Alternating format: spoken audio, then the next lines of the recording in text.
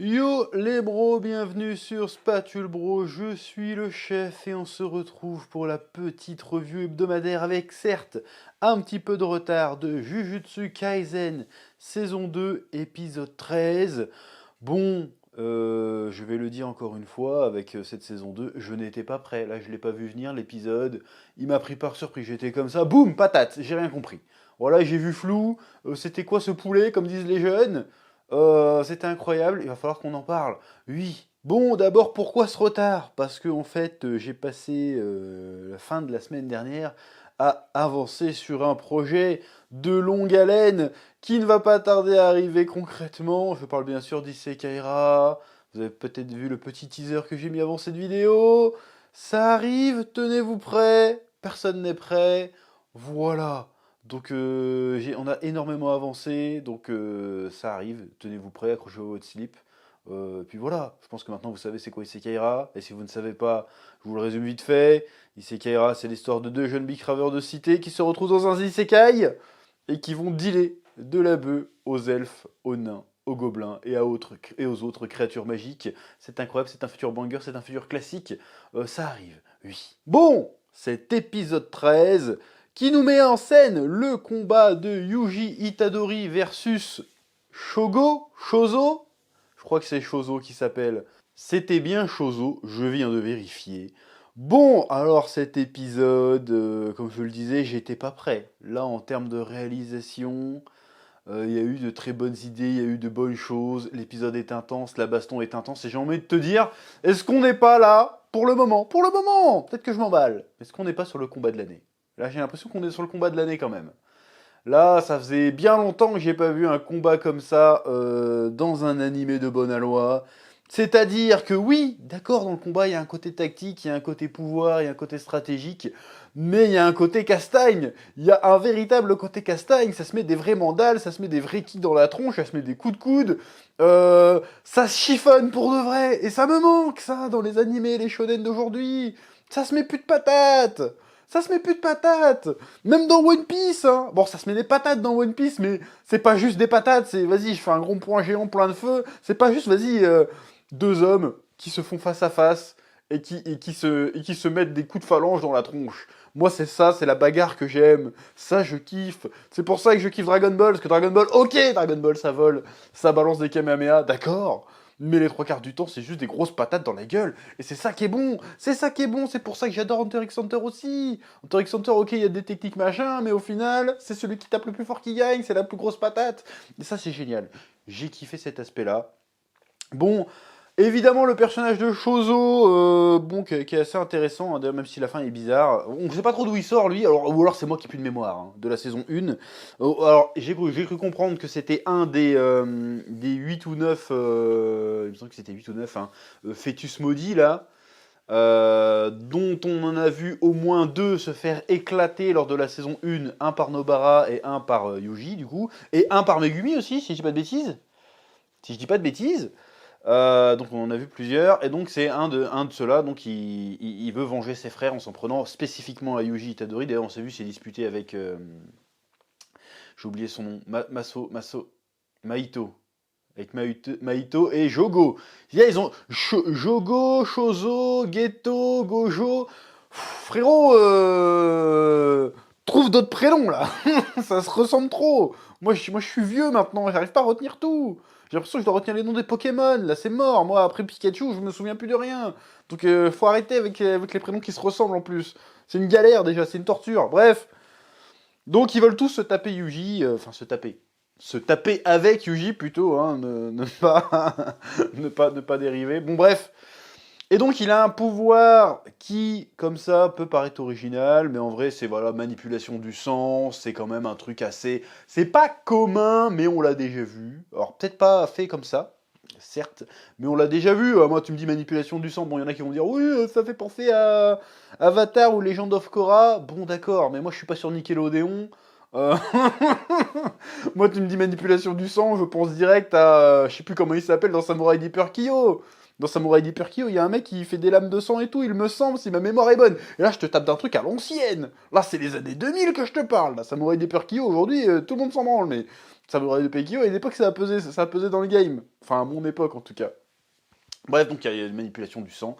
Alors, ce que j'ai trouvé intéressant, c'est que en manga, c'est intéressant ce genre de pouvoir graphiquement parce qu'il y a le côté encre. Parce que, pour ceux qui ne savent pas, parce qu'il y en a qui lisent pas de manga, hein, dans les mangas, c'est du noir et blanc la plupart du temps. Ça existe en couleur, mais généralement, c'est admis qu'un manga c'est en noir et blanc. Et le sang, comme c'est une couleur foncée rouge, est représenté directement avec l'encre noire. Donc, graphiquement, le sang dans les mangas, c'est toujours assez intéressant, surtout quand tu vois un mec qui le manipule, ça peut faire vraiment des trucs un peu stylés.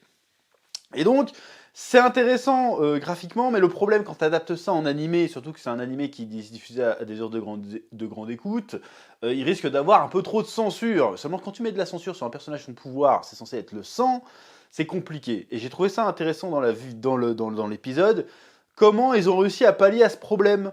Parce que ça peut être vite dégueulasse, déjà, de voir vraiment du sang partout. Ça peut être dégueulasse, il y a des gens qui sont très mal à l'aise avec même animés, il y a des gens qui sont mal à l'aise avec le sang.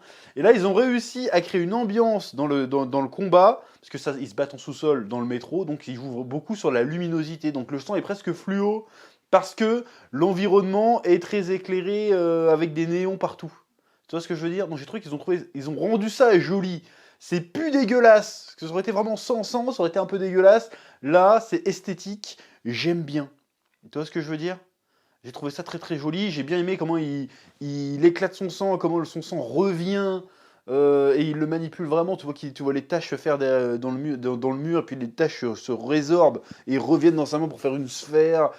C'est vraiment très très cool. En fait, ça pourrait être vraiment juste manipuler de l'eau. Ce serait pareil. J'ai bien aimé la mise en scène du délire. Et en plus, j'ai été très curieux, donc j'ai regardé le manga.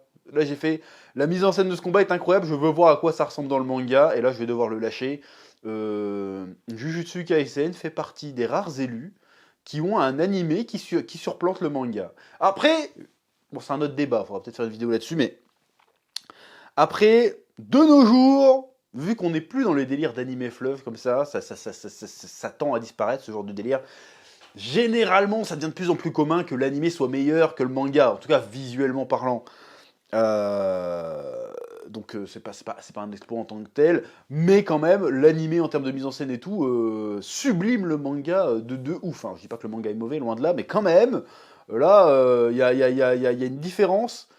Tu vis pas l'action pareil. Tu lis la même histoire, mais tu vis de la vie vraiment pas pareil. L'animation ajoute vraiment un certain cachet, ajoute vraiment quelque chose à ce qu'on lit. Voilà. Oui. Donc bref, là on a un combat, là c'est ça qui j'aime bien, parce que là il y a un petit mélange. Je disais que depuis le début ça me faisait penser à Hunter x Hunter, Jujutsu Kaisen, et cet épisode ne déroge pas à la règle, mais il y a vraiment un petit côté shonen à l'ancienne, dans le sens où le héros, il a pas de pouvoir de ouf en fait. Son seul pouvoir c'est de taper fort et de mettre des patates. Donc tu vois qu'il doit réfléchir face à un adversaire, il fait ah merde, quand il fait le coup de vas-y, je peux éviter son tir, mais s'il me touche je suis mort. Je peux pas faire grand chose, je peux pas le contrer, je peux pas l'approcher. En revanche, je peux l'inciter à choisir le timing pour me tirer dessus. Et ça, c'est vraiment bien vu. Vas-y, je vais sauter en l'air, comme ça, au moment où je vais atterrir, il va essayer de me tirer dessus parce que je pourrais pas l'esquiver. Mais finalement, je l'esquive quand même. Je lui mets 2-3 patates. Le gars, il fait des feintes, genre il va me tirer un truc, il fait ah non, en fait, il a fait semblant et tout. C'était super prenant, c'était cool, et en plus ils ont réussi à faire des explications sans que ça soit chiant. Des fois, même dans Hunter x Hunter, les explications sont un peu reloues, sont un peu chiantes. Je dis pas que c'est pas le cas dans Jujutsu Kaisen, hein, que les explications sont un peu chiantes ou un peu ubuesques, genre quand Gojo, quand Gojo il a balancé son territoire il y a 2-3 épisodes, j'avais rien compris. C'est expliqué, hein, mais j'ai rien compris. C'est peut-être moi qui ai teubé, mais j'avais rien compris, tu vois. Là, c'est simple, c'est fluide, ça s'explique, ça fonctionne, ça marche. Avec Mekamaru qui lui explique, vas-y, on va l'inonder d'eau, comme ça il pourra plus l'utiliser, c'était trop bien. Et puis le combat dans les chiottes. Déjà, le combat a lieu dans un chiotte. Dans un espace fermé. Ça n'arrive quasiment jamais dans les shonen, ça. Tu prends n'importe quel shonen, les plus connus, tu me prends My Hero Academia, tu me prends One Piece, tu me prends même Hunter x Hunter, tu me prends Bleach, tu me prends n'importe quoi. À chaque fois, les combats se déroulent dans des Très souvent, alors j'ai dit des bêtises, il y a peut-être deux trois combats dans Hunter x Hunter qui sont dans des espaces confinés, mais la plupart du temps c'est dans des grandes étendues. Pourquoi les combats ont lieu dans des grandes étendues? Parce que c'est pour l'impression d'échelle. Parce que comme ça, si t'es dans une grande étendue, que tu fais une giga explosion, bah ton explosion elle est encore plus giga, tu vois. Quand Zoro il coupe une falaise, il coupe pas un petit caillou, il coupe une falaise, parce que la falaise c'est énorme, donc il est au bord d'une énorme falaise, et tu vois qu'il la découpe, notamment dans l'arc Wano quand il teste le sabre d'Oden, tu vois. Et là, non. On est dans un métro, espace confiné, on va se battre dans l'espace le plus confiné du métro japonais, on va se battre, bon, encore je dis ça, mais bref, on va se battre dans les chiottes. Et tu dis, oh, oh, parce que là, en fait, à ce moment-là, surtout quand ils font la pause, en mode, vas-y, bon, je le fais moi-même, mais je fais pas le Wakanda, mais tu sais, quand ils croisent les bras, là, on n'était plus dans un animé, là. Là, on était dans un film de kung-fu. Là, on était dans The Raid. C'est pas un film de kung-fu, The Raid, mais c'est un film d'arts martiaux. On était dans un film d'arts martiaux. Là, on était chez John Woo, on était chez je sais plus qui. Tu connais plus de réalisateur de films d'arts martiaux, mais tu connais. Là, j'ai fait, oh, là, on change de sphère. Là, on est limite dans John Wick, un truc comme ça. Ouais, j'ai pas de référence de film d'arts martiaux, mais t'as compris ce que je voulais dire. Là, on était vraiment dans un film d'action hongkongais. On se fout des grosses patates. Dans des chiottes, tu vois que ça utilise l'environnement, vas-y, coup de porte, vas-y, hop, j'esquive, je rentre dans les chiottes, je monte sur le mur, je te mets des patates. La chorégraphie martiale était incroyable, j'ai kiffé. Alors il y en a, j'ai vu qui ont dit, oh l'animation était mid, on s'en fout, ça marchait, ça fonctionnait, on voit ça tellement rarement, de nos jours. C'était trop stylé. Voilà, j'ai trouvé ça incroyable. J'ai dit, là, on n'est plus dans un animé, là, on est dans un film de kung-fu méga badass. C'était vraiment trop cool. C'était vraiment trop cool. En plus, avec la fin, où l'autre il tire un caillot de sang à travers son truc, et tu vois Yuji Itadori qui est comme ça, qui est à moitié mort. Tu fais, oh, il y a des retournements tous les 2 secondes dans ce combat. J'étais pris dedans, j'ai fait, mais qu'est-ce que c'est? Qu'est-ce que c'est? J'ai regretté de ne pas avoir le temps de faire la review tout de suite après, parce que j'avais du boulot, mais franchement, incroyable. Incroyable des combats comme ça, mais il en faut plus souvent. Si t'en as d'autres comme ça dans ta besace, je suis Kaizen, on va très bien s'entendre toi et moi. Là tu m'as fait manger, là je suis comme ça, je savoure, c'est incroyable. Mais oui, bon. Par contre là, il y a un moment, il est parti trop loin le frérot là. Il est parti trop loin là, le Gege Akutami là, dans le scénario, il est parti trop loin. C'est-à-dire que là, on voit Yuji Itadori qui est éclataxe, il est en train de mourir, il a perdu.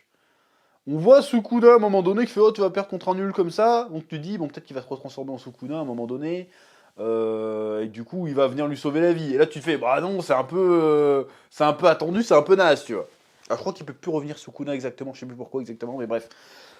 Et là tout d'un coup il va pour l'achever, et tout d'un coup il a des faux souvenirs du gars. C'est quoi ce concept? Je sais qu'il l'avait déjà sorti la saison d'avant avec le personnage qui clappe dans ses mains là. Qui, tu sais, je sais plus comment il s'appelle encore une fois, c'est Todo, je sais plus, un truc comme ça. Mais tu vois, c'est toujours les mêmes blazes en fait, ils changent juste une lettre, il m'énerve, je crois que c'est un truc comme ça. Et il va voir Yuji Tadori, ouais je dis son nom à chaque fois, et il dit ouais c'est quoi ton style de meuf, il fait grande avec des bonnes fesses, tu vois. Et là tu fais oh c'est exactement comme moi, ça y est on est meilleurs amis, et du coup dans sa tête, il a des faux souvenirs où il a grandi avec Yuji et tout, qu'ils ont son meilleur pote et tout. Bon je crois que c'était juste une vanne. Et tout d'un coup il nous refait le coup, mais premier degré en fait. Genre, oh, il a des souvenirs, en fait. Oh, c'est un de mes frères. C'est quoi ce délire, là? C'est un pouvoir de Yuji Itadori qu'il connaît pas, où il réécrit les souvenirs des gens? Qu'est-ce que c'est? Là, va falloir l'expliquer, parce que là, si c'est pas ça, et que c'est juste un délire en mode... c'est pour exprimer le fait qu'en fait, il le respecte, qu'il a kiffé le combat, et qu'il a pas envie de le tuer, parce qu'en fait, il l'aime bien. Et en plus, il a montré de l'empathie vis-à-vis de ses frères jumeaux...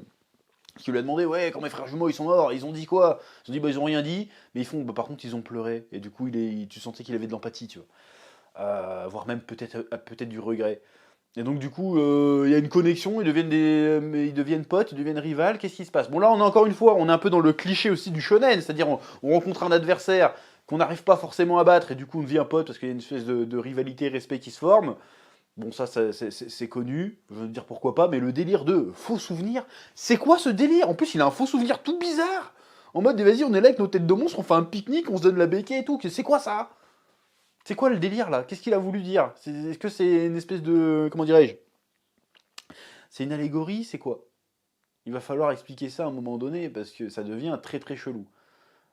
Pourquoi tu peux pas juste dire ah non je vais pas te tuer c'est dommage, je t'aime bien, non il faut que tu fasses ça. C'est très très, ça m'a perdu. J'ai cru c'est quoi, c'est Sukuna qui lui a balancé un Tsukuyomi, qu'est-ce qui se passe en fait? On sait pas ce qu'il peut faire ça avec Sukuna à ce stade de l'histoire, on sait pas ce qu'il sait faire, tu vois, peut-être qu'il lui a fait, vas-y, Genjutsu, mon Gekyou Sharingan, tu tombes dans mon Genjutsu, vas-y, tu vas pas le tuer, tu vois. C'est quoi l'explication? C'est très très bizarre de finir là-dessus. Bon, après, tu vois les deux jumelles qui étaient avec Geto, qui arrivent. Bon, qu'est-ce qu'elles vont lui faire faire à lui? Je sais pas, vont certainement le soigner d'une manière ou d'une autre. Mais en tout cas, bon, l'épisode était vachement cool, était vachement prenant, était vachement réussi. Mais la fin est très très bizarre. Ça fait genre. Le gars est en train de. Bon, alors lui, il a perdu. Alors comment on va faire pour pas qu'il meure? On va faire venir Sukuna? Bah non, c'est trop facile. Allez, vas-y. On va tenter, et puis on verra bien. Tu sens vraiment ce. Allez, on tente.